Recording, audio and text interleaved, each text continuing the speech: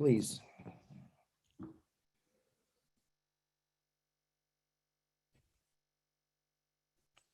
Hey, welcome to Oh Bless. And it's about the 300th trillion show. And I'm real excited today, actually, because this has been going very, very well as far as bringing new things to the table about things that we'd like to fix, address through Oh Bless. I want you to understand that I consider you, every one of you, angels. And I expect, that's my expectations, that we go out and do what we say and help the world. Can we fix everything? I believe we can. I believe we can if we all stick together. I don't think there's one thing that could be on. I mean, there's so many things that are broken out there. We got a lot of work to do. I have two special guests on here tonight. And like I was just telling you, this is about child trafficking and more. I want you to listen with an open mind. I'm not completely sure how he's going to say it or what he's gone through. I want the truth, like I always ask for. So there could be some things that might disturb you. If there are, just you don't have to listen to it. But I think it's very important that people hear this, because believe it or not, it's part of everyone in this world, because you never know where you live. No matter where you live, it's happening. In Michigan, it is happening. Out of Detroit, in every state, it's happening. We have some very big, rich, wealthy people that do a lot of bad things. It's happening. I want it to be heard, and I want it to be I want to be able to help this with Oh Bless. So on that note, I am going to introduce Corinne Gherkin. Are you there? Can you unmute yourself, Corinne? Yes, I can. Okay. Hi, Chris. Hi, everyone. I'm going to hand this over to you. You could start and hand it over. If he needs to be co-host or if he wants to share a screen, just let me know. We can do that in 5 seconds. Okay, fine. Thank you. Thank you. The floor is yours. Thanks. First, I want to express that I'm so happy that Oh Bless is here, because I met Zazan, I think 10 years ago, and I have always been looking for a way to help his cause. Numerous posts on Facebook, and he's tried to, but trying to get people to stand behind this. So many times people just say, I don't want to know this. I don't want to know what's going on. I don't want to hear the sad things about it. And they just shut down. Some of Zazan's stories that I've read, his rescues, are very, very sad, emotional, but also the fact that they've rescued over almost close to 3,000 girls now, and they keep them. They don't give them back to the families, because a lot of times it's the families that put the children into these positions. They can't afford them. They're girls. They're not worth anything. And young girls, as young as 3 years old, get put into these brothels. It's terrible.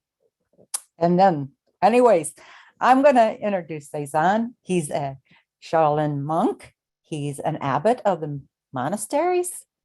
He creates orphanages for these girls to have a forever home. And they are then raised with love. They're treated with respect. They are shown how to love themselves again. They go on with medical care, education. The girls go to college. And as you can imagine, this gets pretty expensive. The rescues, I don't know how much goes into the rescues. They kind of get a few donations, as in their trucks, and they know how to get that. But it's it's the ongoing care, feeding, food, building schools, making sure the girls have everything they need for the rest of their lives. And this is what Zazan does through his, would you call it a company? The Quest. And he has other teammates that help him out with this. So I'm going to let Zazan tell his story. Here's Zazan. Thanks, Zazan, for being here. Hi, how you doing? Good. Well, we're the Quest ECSS, and we're also that's our charity. And then we also go by endingchildsexslavery.org. What we do is, when it's a long story, but one time I was working as a military contractor, and when I get my breaks, I would always go to a remote place where I could relax and everything, and not have any mind, right? And Cambodia was my choice. And so I was in Cambodia this one time, and at my favorite place, I'd sit there for 8 hours at a cafe, you know, just watching people go by and everything. And there was no paved roads or anything there. And I was noticing something that was kind of shocking to me. And it was like these little boys would come in, and there would be foreigners there, and they would grab the foreigner and stuff and take them away. And it got my curiosity up. So one time I followed them, and I saw they took them to this little place. And it was like when you're in these foreign countries, I don't know how many of you are familiar with them, but they have like little walkways that go through shanty towns, and they're all curvy and twisted and everything. And, you know, it's hard to find your way out sometimes if you get lost in there. And anyways, they were taking these men to this little place. And one of the little boys came out and saw me, and he says, "You want girl? You want girl?" And what I did was I went in to see what it was about, and they just had like a lineup of kindergarten kids. And, you know, they were trying to talk me into having one of the kids. And I was really sick to my stomach at what I was discovering. I couldn't believe that something like this was actually going on. So I went back to my hotel and everything, and I really couldn't sleep all night.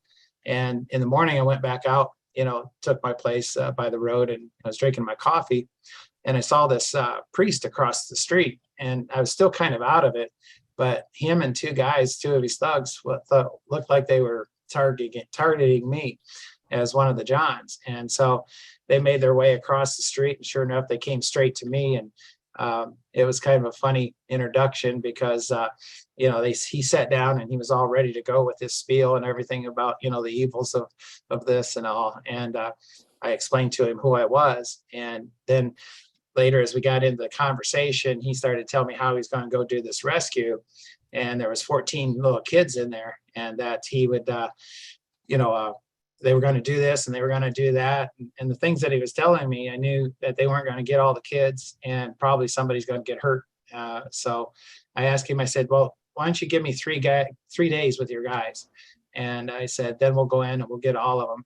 And so he agreed to that. And so we did. Long story short, when we were inside, one of the rules, we had to burrow a way out the back, so it wasn't coming out the front. And I had vans lined up outside, the kind of typical vans that are there, not like we have here.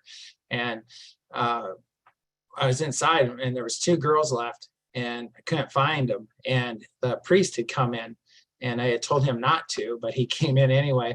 And so he told me there was a little girl in the other room, and he started pulling parts of the wall off. And one of the girls, they had a way where they could hide inside the wall, and also up in the above part where it gets to be like 150 degrees up there sometimes.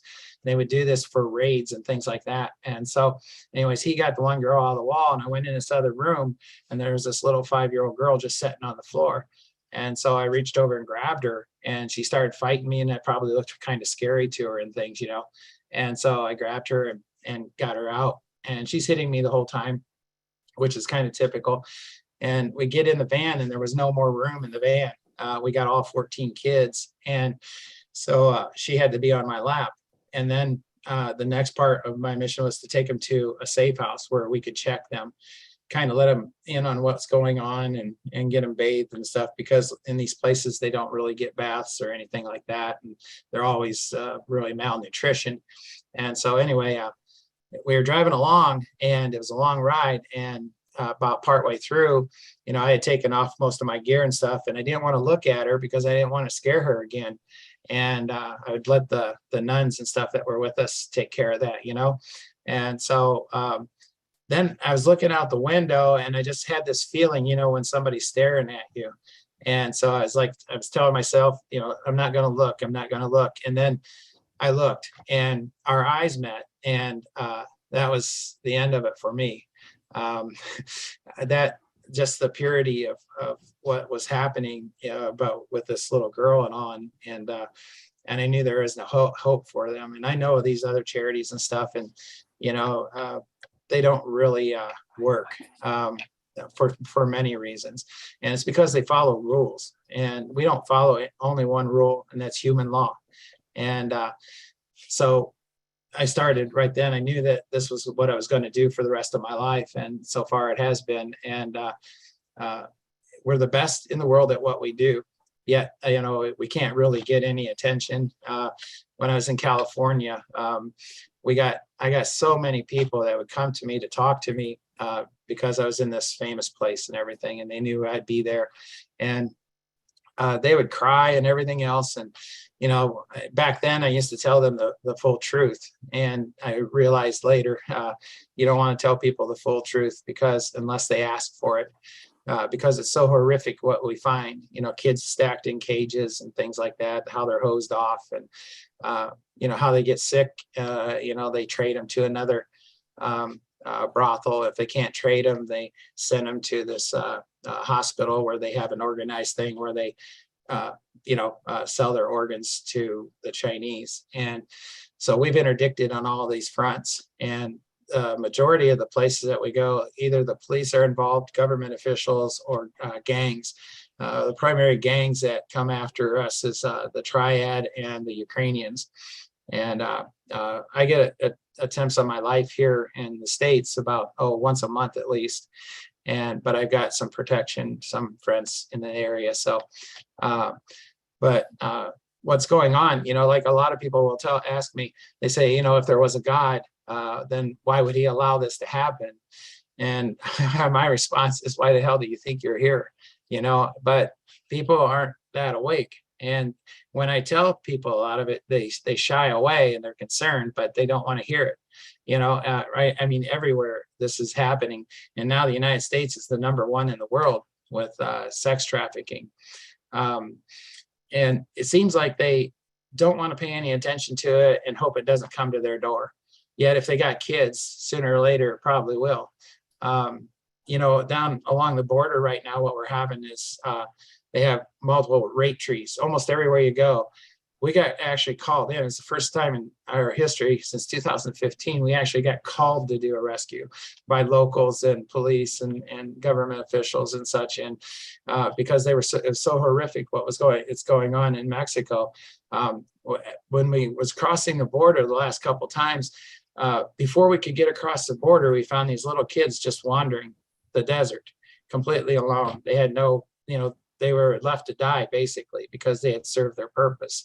And so we would grab them up. And this last time we grabbed, I think it was 4 or 5 of them. And we took them to the Border Patrol. And the Border Patrol looked at us while they had like 200 people lined up that they were processing at the border. And they looked at us and they said, what do you want us to do with them? And, you know, so like they took them and everything, but they said, don't do this again or we'll have you arrested. And I mean, that's what it's come to. But these rape trees is where they bring the kids across and they rape the kids and the women. I think the last average was around 66% of the women and children that come across are abused. And they'll take their clothes and they'll throw them up in the tree. And then you can find just bodies all over in that area, those areas. And there's nothing to stop it right now. So anyways, that's what we do. And we mainly work overseas in Asia because we can actually make a difference there and kind of make up our own rules. And we don't do what the 90% of charities do or 95% of charities do, where they do the rescue and then they leave them with somebody. And, you know, eventually they'll run out of funding or something and they go back and leave the kids to fend for themselves.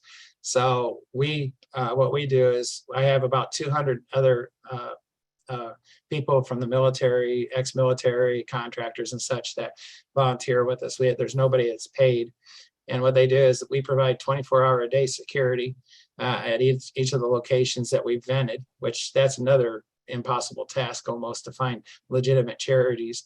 And when you read the things to find out about legitimate charities, it's kind of funny because they'll say things that make it a illegitimate charity or orphanage, and in reality, it's legit. It's just they don't understand the culture, and that's where we've become so successful.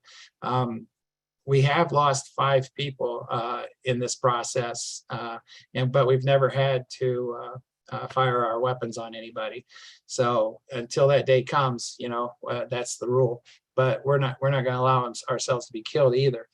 But since 2015, we haven't had to come to that.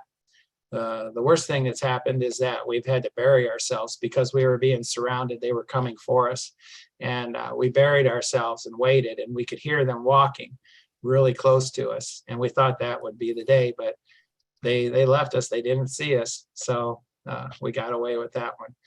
But as far as the states go, it's actually illegal. A lot of people don't know it, for a private citizen to go and do a rescue. I did do a rescue. I can't really talk about the ones that I work with here, but there are organizations here that and people that I can work with to rescue a kid that needs to be saved.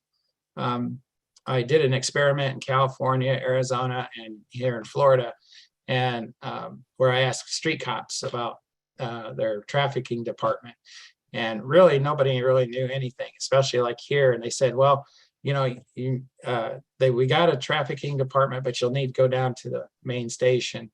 So I went down there and they said, oh, the sheriff's department takes care of that for us.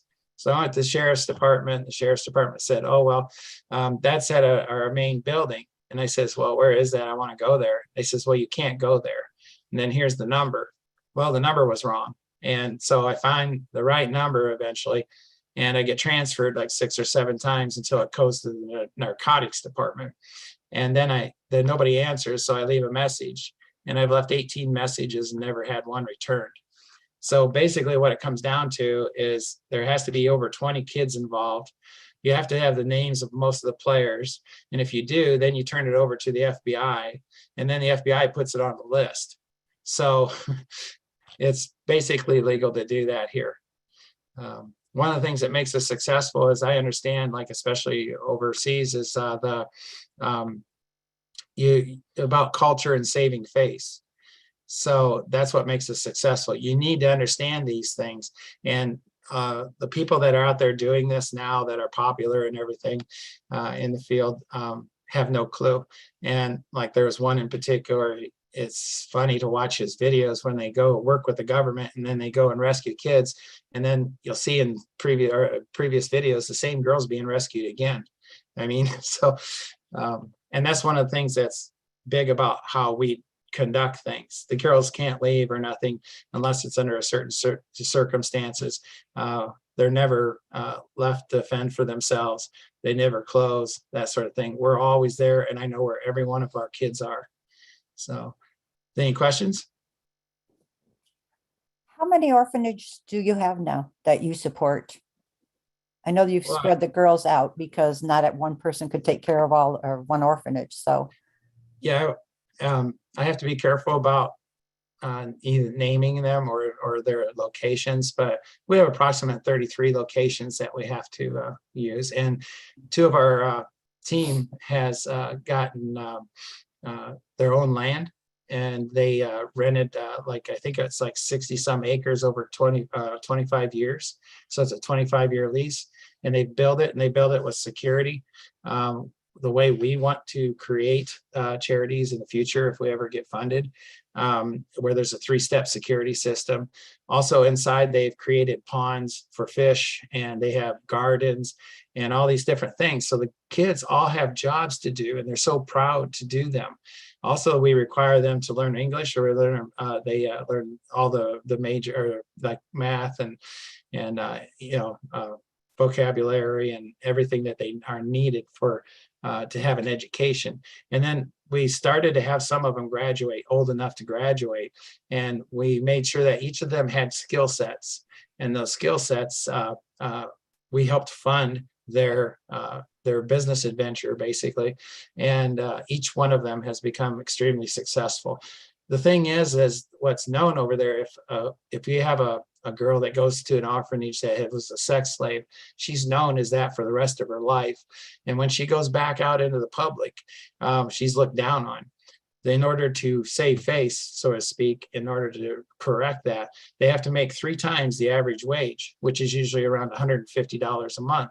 And so we see to it that they make at least that or exceed that amount of money.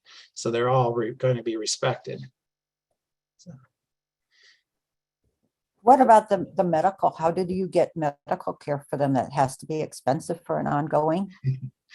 Yeah, there's a lot of problems with medical supplies because most of the doctors don't want to have anything to do with us because they don't want to be associated because they know who owns these kids, right? That's the way it's called. And so it's rare that we can find a doctor. And if he is, if we can get the doctor, then they're usually a female and they're usually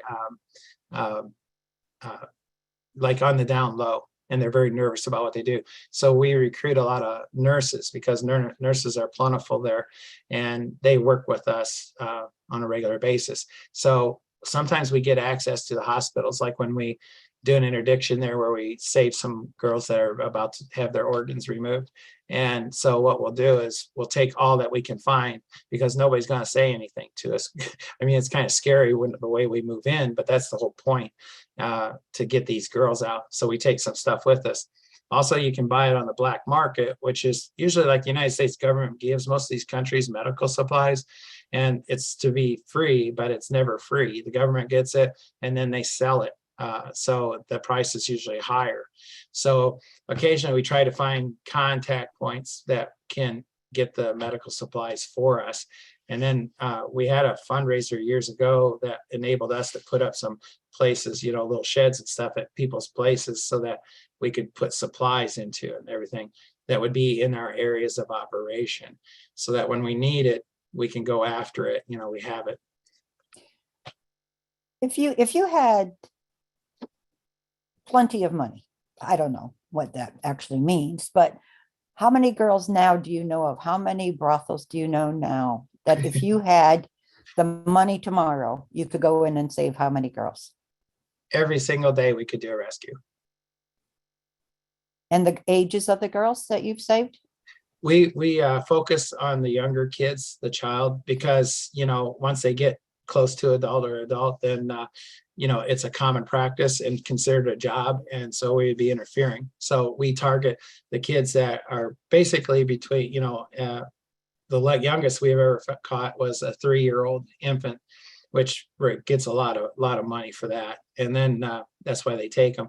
And then 5 is kind of standard. The brothels get a lot of money for them. To sell them, yeah. Yeah, just to clear that up. The brothels get a lot of money for Along a 3-year-old. And especially the really young girls are virgin. So they hold those for foreigners and that sort of thing. And then there's the Muslims have a tendency, the nasty ones, to buy these kids and then kill them, the younger ones. They'll do a ceremony with them and then kill them. But as far as the cost, I mean, you're looking at $20. It's probably up to about 25 now with all the raise in prices, everything across the world. About $25 a month completely takes care of them in these places that we put them. And you look at 2,500 is what we're closing in on, 2,500 kids that we've rescued that we still have in our possession. That's astronomical to us because we've averaged since 2015 about $350 a month in donations. And so I work 3 to 4 jobs and I donate around 1,000 to 1,800 a month, which keeps it going. You know, we're hoping someday we'll get a business or something to, you know, help support us. I think you were going to ask too, what do I see for the future as far as if we were unlimited funded. We've already built a plan for that. First problem is that we're at nothing. And a lot of the places that almost every one of them are made out of whatever they can find, sort of like a shanty town sort of look. And then some of them are just pure bamboo.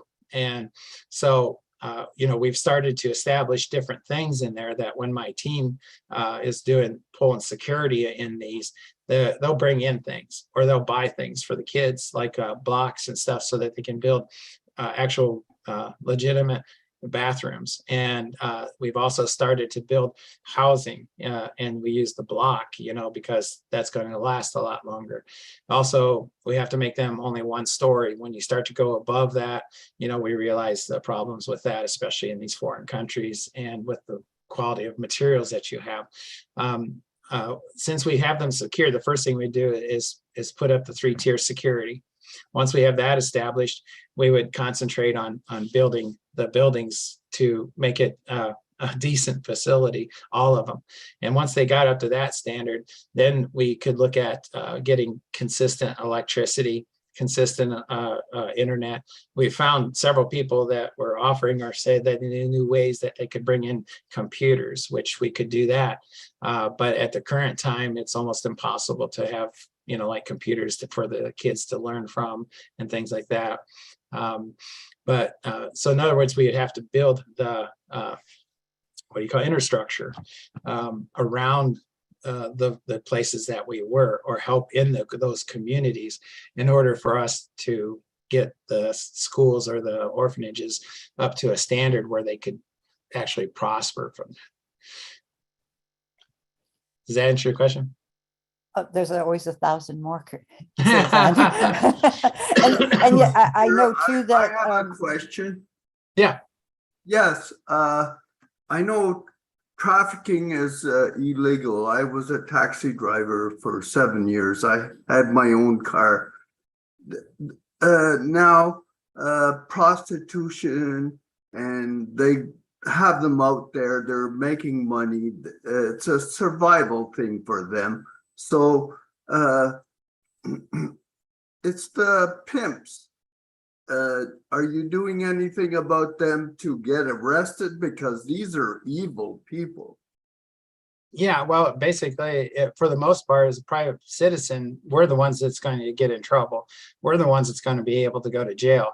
Also, you're looking at conflict with them. You're also interfering with police officers because you don't know which ones the police officers are watching or not. Then you're looking at a situation that's not necessarily trafficking.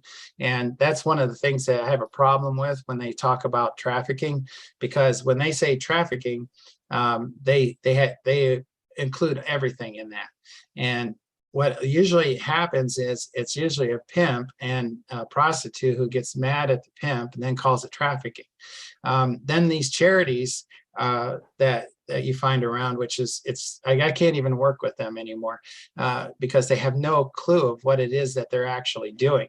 And they're just enabling when they take these girls in, and they feel sorry for them, and they're trying with a good heart, right? But they lack the knowledge of what is actually taking place.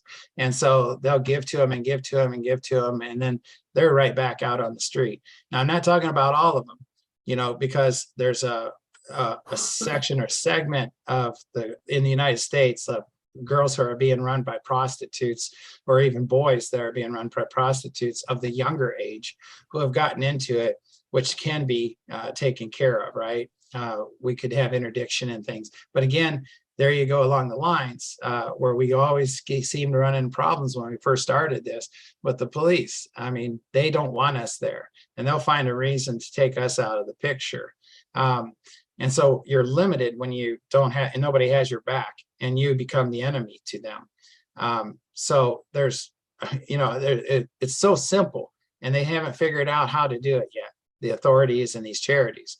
But, you know, if any of them were ever willing to listen, they could be educated on how it can work, because we do that. There are, they have, like, this one sheriff called me out on it one time when I told him that all these like 60 kids an hour are being pulled through LAX, right? And how they were doing it. I told him where they would be coming from, how they would get through customs, and then how they would get back out and what they would leave in. And then what would take place once they left, and how that worked. And he called me out on it. He says, prove it. I says, okay. So I took him down. It's like the next weekend, I took him down to LAX airport. I sat there and I called it out. It was like I was a psychic or something to him because I was pointing out which ones were being trafficked, who their leaders were, who the guy was, who the girl was that was working with them, and what would happen to them as they came through customs. And everything I told him came true. And we counted like 147 in within over an hour. And, you know, because I timed it when I know that they come in. And he was blown away. And I said, so how we fix this? He goes, we can't. He goes, they haven't done anything illegal. He goes, it's all speculation, and they would have to have something. And then we move to the next part of what takes place on this type of trafficking in the United States. Is what they do is they get these young girls as modeling agencies and stuff. And I can actually show you YouTube videos where the person that's following how these girls get jobs and stuff in States and Japan and stuff. And then they get to a point where they actually tell them that they have to traffic themselves. And the interviewer had no freaking clue that that's what they was talking about. And, but anyways, what Dan? they, huh? Dan, can I interrupt you for a second, please? Sure. Just for 1 second. Marty, I'm gonna shut this recording off. I don't want this streamed for right now. Just for a second. Can you shut that down or do I have to? No one did nothing wrong. I just want to make a point. Can you shut You. that off? You. What do I hit? See the three buttons, the three buttons at the bottom? Yeah. Stop Click live on it. stream.